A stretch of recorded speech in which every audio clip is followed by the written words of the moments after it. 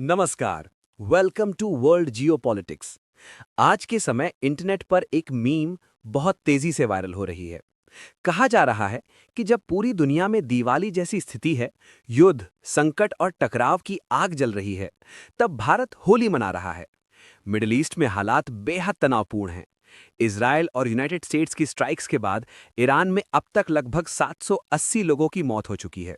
पूरे क्षेत्र में तनाव है। पाकिस्तान में तो हालात इतने खराब हैं कि अमेरिकी दूतावासों पर हमले की खबरें सामने आ रही हैं। दुनिया के बड़े देश इस समय युद्ध और संकट में उलझे हुए हैं।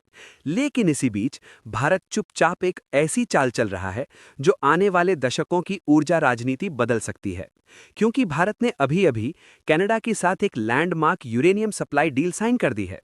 ये डील लगभग 10 साल के लिए है और इसकी वैल्यू करीब 2 बिलियन अमेरिकी डॉलर है, लगभग 2.6-2.7 बिलियन कनेडियन डॉलर। इस डील के तहत कनाडा भारत को यूरेनियम सप्लाई करेगा, जिसका इस्तेमाल भारत अपनी न्यूक्लियर एनर्जी प्रोग्राम में करेगा। अब यहाँ एक बहुत महत्वपूर्ण बात समझनी होगी।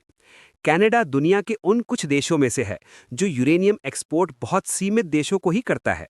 क्योंकि यूरेनियम सिर्फ बिजली बनाने के लिए नहीं, बल्कि न्यूक्लियर हथियारों के लिए भी इस्तेमाल हो सकता है। इसलिए कनाडा केवल उन्हीं देशों को यूरेनियम देता है जिन पर उसे पूरा भरोसा होता है। और भारत को ये भरोसा मिलना अपने आप में एक बड़ा जियोपॉलिटिकल संकेत है। दिलचस्प बात यह है कि साल 2012 में चीन ने भी कनाडा के साथ ऐसी डील करने की कोशिश की थी। लेकिन कई रणनीतिक कारणों और अमेरिकी आपत्तियों की वजह से वो डील कभी पूरी नहीं हो पाई।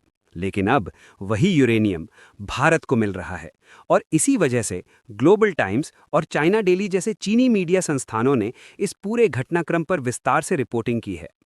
दरअसल ये डील सिर्फ यूरेनियम की नहीं है, ये भारत कनाडा संबंधों के एक नए दौर की शुरुआत है।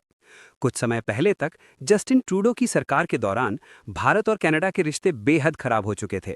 लेकिन अब नए प्रधानमंत्री मार्क कार्ने इस रिश्ते को पूरी तरह रीसेट करने की कोशिश कर रहे हैं। उनका लक्ष्य साफ है, कनाडा को अपनी अर्थव्यवस्था के लिए नए रणनीतिक पार्टनर चाहिए।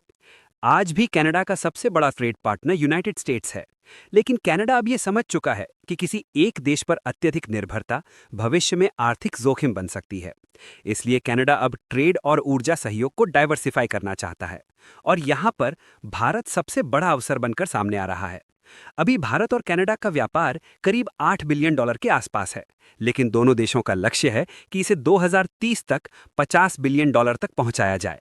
और यही वजह है कि कनाडा भारत को सिर्फ यूरेनियम ही नहीं, बल्कि एलएनजी, प्राकृतिक गैस और अन्य ऊर्जा संसाधन भी बेचने की योजना बना रहा है।